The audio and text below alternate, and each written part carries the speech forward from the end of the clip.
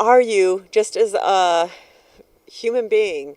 What about your relationships? I know you were married once. I was married. I have two wonderful kids. When did you get married? I got married in 85, and we were married for 12 years, and have two great kids, and been divorced now for a while. I got really interested in this topic of happiness, and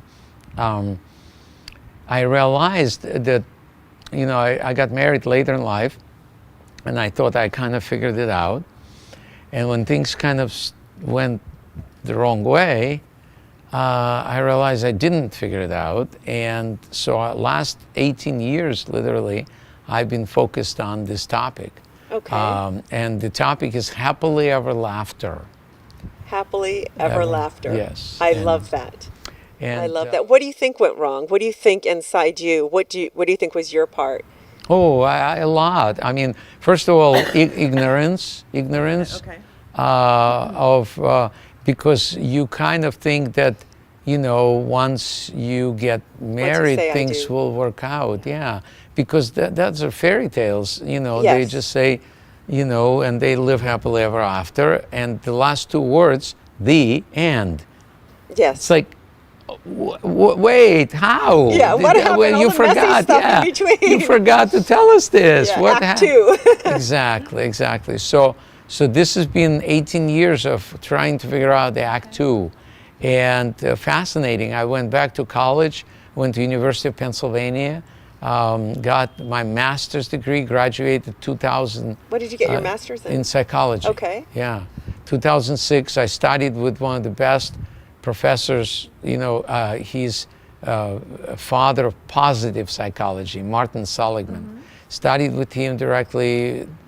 Lucky, very lucky, and we're uncovering, peeling that onion, you know, and learning the things that, because here's what was fascinating to me, that in the beginning of the relationship, everybody experienced happiness and laughter as a result of that, or as a measure of that. I believe that's really true measure of happiness. Yucks, you know, how many laughs per hour you have. And if you're having a lot, then your relationship is healthy. If you're not, it's not. But I didn't have that insight, even though I was a comedian, and I should have, but I didn't.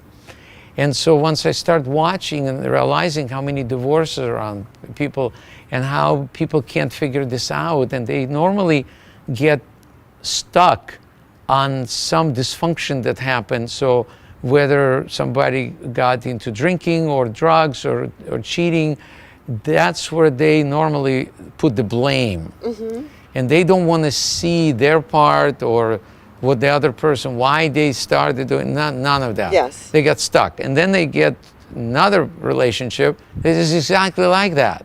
And then they upset about that. And so that became fascinating to me as a comedian, to say, why is there laughter there in plentiful? Yes. And if you went for a divorce, you know, the only people who are laughing are attorneys. And you go, what happened in between? So that's became my research, and that became very fascinating. And that's what I do the show about. I did a Broadway show, Happily Ever Laughter. And so now I'm working on a sitcom script that would reflect the same, and will help people to recognize where does laughter stop, where does it, or it diminishes. And I think you can control it.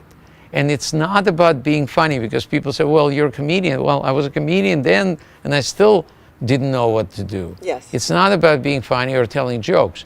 It's, do you know what, it's simple. It's very simple. Tell us. It's meeting the other person's needs. That's what created laughter in the honeymoon stage. We were trying to get something from that. We wanted to get love, we wanted to get sex, we wanted to get affection, whatever we wanted. We were willing to do whatever it took to meet that other person's needs. Yeah, everyone wants to be seen and heard. And once we do, and then we say, yes. yeah, will you marry me? And the other person says yes, and the whole thing works. and then we stop. So it's like in a comparison with a joke, if you look at the structure of the joke, there is a setup, there's a punchline, and there's laughter. If you look at sex, there is foreplay, there's intercourse, and climax. They're exactly the same. Laughter and climax is the same, it's just different body function kind of. I believe that the relationship can be the same as long as there is meeting each other's needs. That's the setup. The punchline is your sense of humor and spontaneity, and the laughter and connection and intimacy is that the final effect that you're looking for. So we still want that, and we still have the sense of humor, but we don't do the setup. No joke can work without a setup.